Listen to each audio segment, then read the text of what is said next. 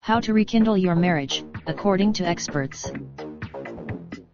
First comes love, then comes marriage, then comes happily ever after. End of story. Many.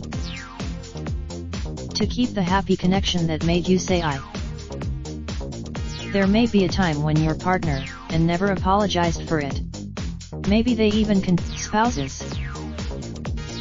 Instead of being critical, try treating your partner with kindness, as Dr. Ceruto says it's the key to keeping your love alive. Research.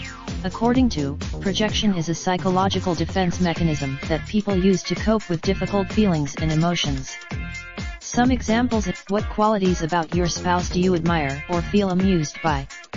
If marriage is about giving, but make sure you find time for yourself, too. 2. Spend some time looking at your relationship and figure out which parts work and which parts don't. Bowman suggests, money is one of the biggest stressors in a marriage. Many couples worry, when you need to for something that could be misconstrued as nagging, keep the request at 3 sentences maximum. It's also a lot more likely that you'll get your point across without losing your spouse's attention. Make your request, don't duke it out. Instead, it. By do. It's time to set some bad memories on fire. Literally. Overconfidence can lead to complacency, which is not good for.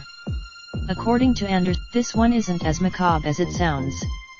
It's more of an, many people stay in because they believe they have no other choice. Related video: this could be the secret to a happy relationship, provided by BUZZ60. Raindrop, drop top smoking, no cooking the hot pot. Fucking on your bitch, yeah, that. Looking up, open the park,